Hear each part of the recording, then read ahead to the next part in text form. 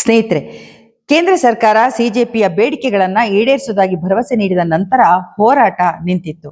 ಅದರ ನಂತರ ಹಲವು ಬೆಳವಣಿಗೆಗಳಾಗಿದೆ. ಒಂದು, ವಿದ್ಯಾರ್ಥಿಗಳ ಮೇಲೆ ಎಫ್ಐಆರ್ ಹಾಕಿರೋದನ್ನ ಇನ್ನೂ ಹಿಂತೆಗೆದುಕೊಂಡಿಲ್ಲ ಪೂರ್ಣವಾಗಿ. ಮತ್ತೊಂದೆಡೆ ಸುಪ್ರೀಂ ಕೋರ್ಟ್ ತನ್ನ ಮಹತ್ವದ ತೀರ್ಪೊಂದನ್ನ ನೀಡಿದೆ.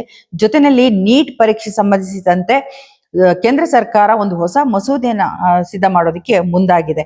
ಇದೆಲ್ಲದರ ವಿವರಗಳನ್ನ ನಾನು ಇವತ್ತಿನ ವಿಡಿಯೋದಲ್ಲಿ ನಿಮ್ಗೆ ಕೊಡ್ತೀನಿ. ನಿಮ್ಗೆ ನನ್ನ ವಿಡಿಯೋಗಳು ಇಷ್ಟ ಆದ್ರೆ ಸಬ್ಸ್ಕ್ರೈಬ್ ಮಾಡಿ, ಶೇರ್ ಮಾಡಿ, ಹಾಗೆ ನೋಟಿಫಿಕೇಶನ್ ಬಟನ್ ಒತ್ತೋದು ಮಾತ್ರ ಮರಿಬೇಡಿ. ನೀವು ನೋಡ್ತಾ ಇದ್ದೀರಾ ವಾಯ್ಸ್ ಆಫ್ ಪದ್ಮ.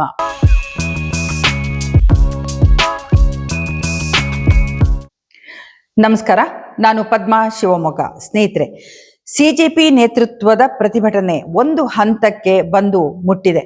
ಅದರ ನಂತರ ಹಲವು ಬೆಳವಣಿಗೆಗಳಾಗಿದೆ ಮತ್ತು ಹಲವು ರೀತಿಯ ವರದಿಗಳು ಬರ್ತಾ ಇದೆ. ಒಂದು, ಪ್ರತಿಭಟನಾಕಾರರ ಮೇಲೆ ಈಗ ಪೊಲೀಸ್ ದೌರ್ಜನ್ಯ ಮುಂದುವರೆದಿದೆ ಅಂತೇಳಿ. ಅಂದ್ರೆ ಪ್ರತಿಭಟನಾಕಾರರ ಒಂದು ಐಡೆಂಟಿಟಿ, ಅವರ ವಿಳಾಸ ಮತ್ತೆ ಅವರ ಮಾಹಿತಿಯನ್ನ ಸಂಗ್ರಹಿಸಿ ಡೇಟಾ ಇಡಲಾಗಿದೆ ಅನ್ನೋದು ಗೊತ್ತಿದೆ.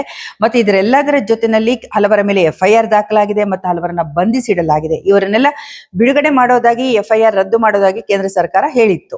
ಆದ್ರೆ ಇದುವರೆಗೆ ಇನ್ನು ಪೂರ್ಣ ಪ್ರಮಾಣದಲ್ಲಿ ಅದು ಜಾರಿಗೆ ಬಂದಿಲ್ಲ.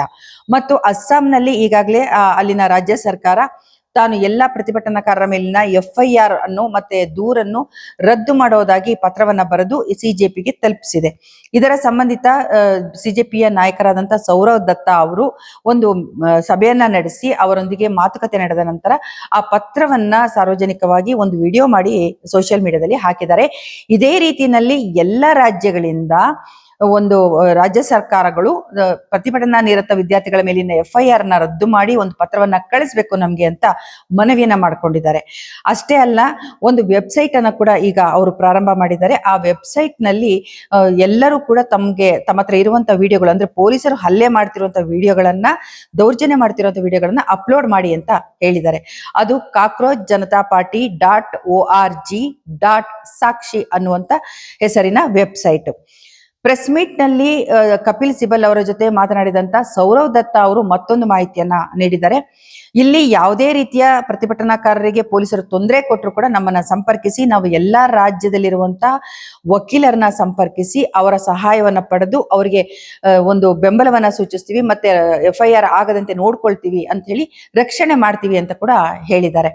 ಇವರಿಗೆ ಬೆಂಬಲವಾಗಿ ಈಗ ಹೆಸರಾಂತ ವಕೀಲರು ಆಗಿರುವಂತ ಕಪಿಲ್ ಸಿಬಲ್ ಅವರು ಬೆನ್ನಿಗೆ ನಿಂತಿದ್ದಾರೆ. ಅವರು ಈ ಕಾನೂನಿನ ಹೋರಾಟಕ್ಕೆ ವೈಯಕ್ತಿಕವಾಗಿ ತಮ್ಮ ಒಂದು ಕೊಡುಗೆಯನ್ನಾಗಿ ಅವರು 1 ಕೋಟಿ ರೂಪಾಯಿಗಳನ್ನ ಕೊಟ್ಟಿದ್ದಾರೆ ಸಿಜೆಪಿ ಪಾರ್ಟಿಗೆ.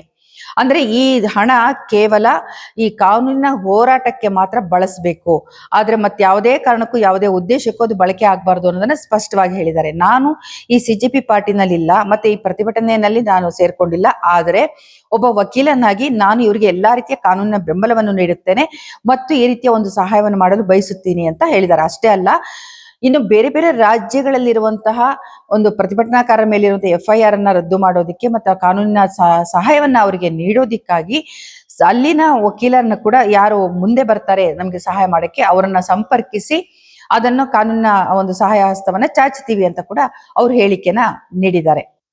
ಮತ್ತೊಂದೆಡೆ ಕೇಂದ್ರ ಸಚಿವರಾಗಿದ್ದಂತಹ ಧರ್ಮೇಂದ್ರ ಪ್ರಧಾನ್ ಅವರು ರಾಜೀನಾಮೆ ನೀಡಿದ ನಂತರವೂ ಕೂಡ ಬಿಹಾರದಲ್ಲಿ ಪ್ರತಿಭಟನೆ ತಾರಕಕ್ಕೇರಿದೆ. ಅಂದ್ರೆ ಇಲ್ಲಿರುವಂತಹ ನಿರುದ್ಯೋಗ ಸಮಸ್ಯೆ ಮತ್ತು ವಿದ್ಯಾರ್ಥಿಗಳ ಹಲವು ಸಮಸ್ಯೆಗಳಿಗೆ ಸಂಬಂಧಿಸಿದಂತೆ ಹೋರಾಟಗಾರರು ದೊಡ್ಡ ಮಟ್ಟದಲ್ಲಿ ಪ್ರತಿಭಟನೆಯನ್ನ ಮಾಡ್ತಾ ಇದ್ದಾರೆ. ಈ ಸಂದರ್ಭದಲ್ಲಿ ಪೊಲೀಸ್ ಒಬ್ಬ ಒಂದು ದೊಡ್ಡ ಲಾಂಗ್ ಗನ್ ಅಂತ ಏನ್ ಹೇಳ್ತಾರೆ, ಅದನ್ನ AK-47 ಅಂತ ಹೇಳಲಾಗ್ತದೆ. ಅದು ಖಚಿತವಾಗಿ ಇನ್ನು ಮಾಹಿತಿ ಸಿಕ್ಕಿಲ್ಲ. ಈ ಗನ್ ನಿಂದ 4 ಸುತ್ತು ಗುಂಡುಗಳನ್ನ ಪ್ರತಿಭಟನಾಕಾರರ ಮೇಲೆ ಹಾರಿಸಿದ್ದಾರೆ. ಮತ್ತೆ ಜೊತೆನಲ್ಲಿ ಪಿಸ್ತೂಲಿನಿಂದ 3 ಗುಂಡುಗಳು ಹಾರಿಸಲ್ಪಟ್ಟಿದೆ ಅಂತ ಪೊಲೀಸ್ ಮೂಲಗಳು ಹೇಳ್ತದೆ. ಈ ಘಟನೆ ಸಂಬಂಧ ಸುಮಾರು ಈ ಸಂದರ್ಭದಲ್ಲಿ ಇನ್ನು 8 ರಿಂದ 10 ಬುಲೆಟ್ಗಳನ್ನ ಹಾರಿಸಲಾಗಿದೆ ಅನ್ನೋದು ಈಗ ತನಿಖೆ ವೇಳೆ ಬೆಳಕಿಗೆ ಬಂದಿದೆ.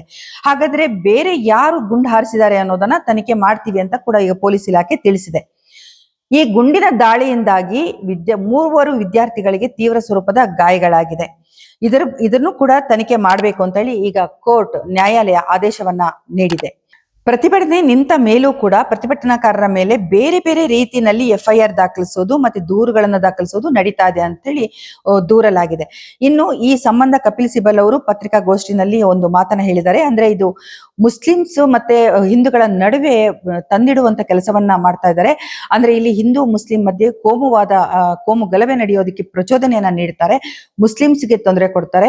ಹಾಗಾಗಿ ಇನ್ನು ಮುಂದೆ ಈ ತರದ್ದು ನಡಿಬಾರ್ದು, ಇದು ಅವ್ರ ಕೆಲಸನೇ ಇದು. ಆದ್ರೆ ಇನ್ನು ಮುಂದೆ ಈ ತರದ್ದು ನಡಿಬಾರ್ದು, ಮತ್ತೆ ಯಾವುದೇ ರೀತಿಯಲ್ಲಿ ದೂರು ದಾಖಲಾಗಬಾರ್ದು ಪ್ರತಿಭಟನಾಕಾರರ ಮೇಲೆ. ಹಾಗೇನಾದ್ರೂ ಆದ್ರೆ ನಾವು ಕಾನೂನಿನ ಕ್ರಮ ಕೈಗೊಳ್ತೀವಿ ಅಂತ ಕೂಡ ಅವರು ಸ್ಪಷ್ಟವಾಗಿ ತಿಳಿಸಿದ್ದಾರೆ. ಪ್ರತಿಭಟನಾಕಾರರ ಮೇಲೆ ಪೊಲೀಸರು ನಡೆಸಿದಂತ ದೌರ್ಜನ್ಯ ಅಥವಾ ಬಲ ಪ್ರಯೋಗದ ಬಗ್ಗೆ ಸುಪ್ರೀಂ ಕೋರ್ಟ್ನ ನ್ಯಾಯಪೀಠ ಈಗ ವಿಚಾರಣೆಯನ್ನ ಕೈಗೆತ್ತಿಕೊಂಡಿದೆ. ಇದು ಪ್ರತಿಭಟನೆ ಸಂವಿಧಾನಬದ್ಧ ಹಕ್ಕು ಅಂತ ಕೂಡ ಈಗ ಆ ನ್ಯಾಯಪೀಠ ಹೇಳಿದೆ. ಅಷ್ಟೇ ಅಲ್ಲ, ಶಾಂತಿಯುತವಾಗಿ ಪ್ರತಿಭಟನೆ ಮಾಡ್ತಿದ್ದಾರೆ ಅಂದ್ರೆ ಅವ್ರ ಮೇಲೆ ಭಯ ಪ್ರಯೋಗ ಮಾಡೋದಿಕ್ಕೆ ಸರ್ಕಾರಕ್ಕೆ ಯಾವುದೇ ಹಕ್ಕು ಇರುವುದಿಲ್ಲ ಅಂತ ಹೇಳಿದೆ. ಮತ್ತು ಇಲ್ಲಿ ಪ್ರತಿಭಟನೆ ಮಾಡ್ತಿರೋರ್ಗೆ ರಕ್ಷಣೆಯನ್ನ ನೀಡೋದು ಪೊಲೀಸರ ಕರ್ತವ್ಯ. ಮತ್ತು ಅವರಿಗೆ ಒಂದು ಏನಲ್ಲಿ ಪ್ರಚೋದನೆ ಮಾಡ್ತಿದ್ದಾರೆ ಅಥವಾ ಒಂದು ಹಿಂಸೆಗೆ ಪ್ರಚೋದನೆ ನಡೀತಿದೆ ಅಥವಾ ಸಮಾಜಘಾತಕ ಶಕ್ತಿಗಳು ಅಲ್ಲಿ ಏನೋ ಒಂದು ಅಶಾಂತಿಯನ್ನು ಉಂಟು ಮಾಡ್ತಿದ್ದಾರೆ ಅಂತ ಕಂಡು ಬಂದಾಗ ಮಾತ್ರ ಪೊಲೀಸರು ಬಲ ಪ್ರಯೋಗಕ್ಕೆ ಮುಂದಾಗಬೇಕು. ಅದು ಕೂಡ ಅವರಿಗೆ ಮೊದಲು ಎಚ್ಚರಿಕೆಯನ್ನ ನೀಡಿ ಮುಂದುವರಿಬೇಕು ಅಂತ ಹೇಳಿದೆ.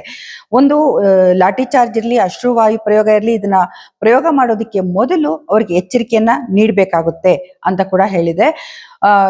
ಈ ಒಂದು ಪ್ರತಿಭಟನೆ ನಡೆಸುವಾಗ ಯಾವ ರೀತಿಯಲ್ಲಿ ಪೊಲೀಸರು ಅಲ್ಲಿ ಕ್ರಮವನ್ನ ಕೈಗೊಳ್ಬೇಕು ಅನ್ನೋದು ಕೂಡ ಒಂದು ಏಕರೂಪದ ಪ್ರತಿಭಟನಾ ಮಾರ್ಗಸೂಚಿಯನ್ನು ಕೂಡ ನಾವು ಸಿದ್ಧಪಡಿಸಬೇಕಾಗಿದೆ ಅಂತ ಹೇಳಿದೆ. ಮುಂದುವರೆದು ಸುಪ್ರೀಂ ಕೋರ್ಟ್ ಹೇಳ್ತಾ ಇದೆ, ಈಗ ಒಂದು ಪ್ರತಿಭಟನೆಗಾಗಿನೇ ಒಂದು ಜಾಗವನ್ನ, ನಿಗದಿತ ಸ್ಥಳವನ್ನ ಗುರುತಿಸಬೇಕು ಎಲ್ಲಾ ಕಡೆ ಅಂತ ಸೂಚನೆ ನೀಡಿದೆ. ಮತ್ತೊಂದೆಡೆ ಈಗ ಸುಪ್ರೀಂ ಕೋರ್ಟ್ ನ್ಯಾಯಪೀಠ ಕೂಡ ಒಂದು ತೀರ್ಮಾನಕ್ಕೆ ಬಂದಿದೆ. ಅದು ಒಂದು ಸೂಚನೆಯನ್ನ ಸರ್ಕಾರಕ್ಕೆ ಕೊಟ್ಟಿದೆ. ಈಗ ಪ್ರತಿಭಟನೆ ಜಂತರ್ ಮಂತರಲ್ಲಿ ಏನ್ ನಡೀತು ಮತ್ತೆ ದೇಶದ ವಿವಿಧ ಭಾಗಗಳಲ್ಲಿ ನಡೀತು, ಇಲ್ಲಿ ಪೊಲೀಸ್ ದೌರ್ಜನ್ಯ ನಡೆದಿದೆ, ಬಲಪ್ರಯೋಗ ನಡೆದಿದೆ ಅಂತ ಏನ್ ಹೇಳಲಾಗ್ತಿದೆ, ಇದರ ತನಿಖೆಗೆ ವಿಶೇಷವಾದಂತ ಒಂದು ತನಿಖಾ ತಂಡವನ್ನ ರಚಿಸಬೇಕು ಅಂತೇಳಿ ಸೂಚನೆಯನ್ನ ಈಗ ನೀಡಲಾಗಿದೆ. ಪ್ರತಿಭಟನಾಕಾರರ ಮೇಲೆ ಪೊಲೀಸರು ಬಲಪ್ರಯೋಗ ಮಾಡಿದ್ದಾರಾ ಎನ್ನುವುದನ್ನ ಪರಿಶೀಲಿಸುವುದಕ್ಕಾಗಿ ಕೂಡ ಒಂದು ಸರಿಯಾದ ವ್ಯವಸ್ಥೆ ಇರಬೇಕು ಅಂತ ಹೇಳಿದೆ. ಅಷ್ಟೇ ಅಲ್ಲ, ಈಗ ಏನು ಪೊಲೀಸರು CCTV ಕ್ಯಾಮ್ರಾ ಮತ್ತು ಬಾಡಿ ಕ್ಯಾಮ್ರಾ ಮೂಲಕ ದೃಶ್ಯಗಳನ್ನ ಸೆರೆ ಹಿಡಿದಿದ್ದಾರೆ ಮತ್ತು ಅದೆಲ್ಲವನ್ನ ಕೂಡ ಗೌಪ್ಯವಾಗಿಡಬೇಕು. ಮತ್ತೆ ಪ್ರತಿಭಟನಾಕಾರ ವೈಯಕ್ತಿಕ ವಿಚಾರಗಳನ್ನ ಬಹಿರಂಗ ಪಡಿಸಬಾರ್ದು, ಮತ್ತೆ ಈ ಫುಟೇಜ್ಗಳನ್ನ ಸುರಕ್ಷಿತವಾಗಿಡ್ಬೇಕು ಅಂತ ಸೂಚನೆ ಕೊಟ್ಟಿದೆ. ಈ ಪ್ರತಿಭಟನೆಯಲ್ಲಿ ಕ್ರಿಮಿನಲ್ಸ್ಗಳು ಇದ್ದಾರೆ ಅಂದ್ರೆ ಅವರ ಮೇಲೆ ಮಾತ್ರ ಕ್ರಮ ಕೈಗೊಳ್ಬೇಕು. ಮತ್ತೆ ಅಪ್ರಾಪ್ತ ಯುವಕ ಯುವತಿಯರನ್ನ ಏನು ಬಂಧಿಸಿದ್ದಾರೆ ಅವರನ್ನ ಕೂಡಲೇ ಬಿಡುಗಡೆ ಮಾಡಬೇಕು ಅಂತ ಕೂಡ ಸೂಚನೆಯನ್ನ ನೀಡಿದೆ ಸುಪ್ರೀಂ ಕೋರ್ಟ್. ಈ ಮಧ್ಯೆ ಪೊಲೀಸರು ತನಿಖೆಯನ್ನ ನಡೆಸಿ ತಿಳಿಸಿರುವಂತಹ ಮಾಹಿತಿ ಏನಂದ್ರೆ, ಸುಮಾರು 2,000ಕ್ಕೂ ಹೆಚ್ಚು ಕ್ರಿಮಿನಲ್ಸ್ಗಳು ಈ ಪ್ರತಿಭಟನೆ ಸಂದರ್ಭದಲ್ಲಿ ಭಾಗಿಯಾಗಿದ್ರು ಅಂತ ಹೇಳ್ತಿದ್ದಾರೆ. ಅವರಲ್ಲಿ ಕೊಲೆ ಮಾಡಿರುವವರು, ಅತ್ಯಾಚಾರ ಆರೋಪಿಗಳು ಮತ್ತು ದರೋಡೆ ಮತ್ತೆ ಏನು ಕಳ್ಳತನದ ಮಾಡಿರುವಂತ ಕ್ರಿಮಿನಲ್ಸ್ಗಳು ಕೂಡ ಈ ಪ್ರತಿಭಟನೆಯಲ್ಲಿ ಇದ್ರು ಅಂತ. ಅಂದ್ರೆ ಹಲವು ರೀತಿಯ ಅಪರಾಧಗಳನ್ನ ಮಾಡಿದವರು ಎಲ್ಲರೂ ಕೂಡ ಯಾರ್ಯಾರು ಎಷ್ಟೆಷ್ಟು ಸಂಖ್ಯೆನಲ್ಲಿ ಇದ್ರು ಅನ್ನೋದನ್ನು ಕೂಡ ಈಗ ಪೊಲೀಸರು ದಾಖಲೆಯನ್ನ ನೀಡ್ತಿದ್ದಾರೆ. ಹಾಗೆ ಇದನ್ನ ಹೇಳ್ತಿದ್ದಾರೆ. ಅಂದ್ರೆ ಇಲ್ಲಿ ನಡೆದಂತಹ ಒಂದು ಹಿಂಸಾಚಾರದಲ್ಲಿ ಈ ಸಮಾಜಘಾತುಕ ವ್ಯಕ್ತಿಗಳ ಕೈವಾಡ ಕೂಡ ಇತ್ತ ಅನ್ನೋ ಒಂದು ಪ್ರಶ್ನೆ ಈಗ ನಮ್ಗೆ ಎದುರಾಗಿದೆ. ಅಂದ್ರೆ ಈ ಆಪಾದನೆ ವಿದ್ಯಾರ್ಥಿಗಳ ಮೇಲೆ ಬಂದಿತ್ತು. ಅಂದ್ರೆ ಪ್ರತಿಭಟನೆ ಮಾಡ್ತಿದ್ದಂತ ವಿದ್ಯಾರ್ಥಿಗಳು ಈ ರೀತಿಯ ಹಿಂಸೆಗೆ ದಾರಿಯನ್ನ ಹಿಡಿದಿದ್ದಾರೆ, ಹಾಗಾಗಿ ಪೊಲೀಸರು ಅವ್ರ ಮೇಲೆ ಹಲ್ಲೆ ಮಾಡಿದ್ರು, ಪೊಲೀಸರಿಗೆ ವಿದ್ಯಾರ್ಥಿಗಳು ಹೊಡೆದ್ರು ಅನ್ನೋಂತ ಮಾತುಗಳು ನೋಡಿದ್ವಿ, ದೃಶ್ಯಗಳನ್ನು ಕೂಡ ನೋಡಿದ್ವಿ. ಹಾಗಾದ್ರೆ ಇದನ್ನೆಲ್ಲ ಮಾಡಿದವರು ವಿದ್ಯಾರ್ಥಿಗಳಲ್ಲ, ಅಲ್ಲಿ ಇದ್ದಂತ ಸಮಾಜಘಾತುಕ ವ್ಯಕ್ತಿಗಳು ಮತ್ತೆ ಈ ರೀತಿಯ ಒಂದು ಕ್ರಿಮಿನಲ್ ಹಿಸ್ಟ್ರಿ ಇರುವಂತ ವ್ಯಕ್ತಿಗಳು ಅನ್ನೋ ಅನುಮಾನ ಈಗ ಬರ್ತಾ ಇದೆ. ಸ್ನೇಹಿತರೆ, ಅದೇನೇ ಇರಲಿ, ವಿದ್ಯಾರ್ಥಿಗಳ ಈ ಚೈತನ್ಯ ಯಾವತ್ತಿಗೂ ಕುಂದುವಂಥದ್ದಲ್ಲ. ನಮ್ಮ ದೇಶದಲ್ಲಿ ಭ್ರಷ್ಟಾಚಾರ ಮೇರೆ ಮೀರಿದೆ ಮತ್ತು ಇಲ್ಲಿ ಒಂದು ರೀತಿಯಲ್ಲಿ ದೇಶದಲ್ಲಿ ಅಭಿವೃದ್ಧಿ ಅನ್ನೋದು ಕಾಣ್ತಾ ಇಲ್ಲ, ಸರಿಯಾದ ಒಂದು ವ್ಯವಸ್ಥೆ ಕೂಡ, ಆಡಳಿತ ವ್ಯವಸ್ಥೆ ಕೂಡ ಇಲ್ಲ. ಇದೆಲ್ಲದರ ಬಗ್ಗೆ ವಿದ್ಯಾರ್ಥಿಗಳಿಗೆ ಪೂರ್ಣವಾದಂತ ಒಂದು ಅರಿವು ಮೂಡಿದೆ. ಅವರು ಹೋರಾಟಕ್ಕೆ ಸದಾ ಸಿದ್ಧರಾಗಿದ್ದಾರೆ ಅನ್ನೋದನ್ನ ಅವರ ಮಾತುಗಳೇ ಹೇಳ್ತಾ ಇದೆ. ಮುಂದಿನ ದಿನಗಳಲ್ಲಿ ಈ ಬಗ್ಗೆ ಮತ್ತೇನು ಬದಲಾವಣೆಗಳಾಗುತ್ತೆ, ಯಾವ ತಿರುವನ್ನ ತಗೊಳುತ್ತೆ ಅನ್ನೋದನ್ನ ನಾವು ಕಾದ್ ನೋಡೋಣ. ಸ್ನೇಹಿತರೆ, ನಿಮ್ಗೆ ನನ್ನ ವಿಡಿಯೋಗಳು ಇಷ್ಟ ಆದ್ರೆ ಸಬ್ಸ್ಕ್ರೈಬ್ ಮಾಡಿ, ಶೇರ್ ಮಾಡಿ, ಹಾಗೆ ನೋಟಿಫಿಕೇಶನ್ ಬಟನ್ ಒತ್ತೋದು ಮಾತ್ರ ಮರಿಬೇಡಿ. ನಿಮ್ಗೆಲ್ರಿಗೂ ಒಳ್ಳೇದಾಗ್ಲಿ. ನೀವು ನೋಡ್ತಾ ಇದ್ದೀರಾ ವಾಯ್ಸ್ ಆಫ್ ಪದ್ಮ. ನಮಸ್ಕಾರ.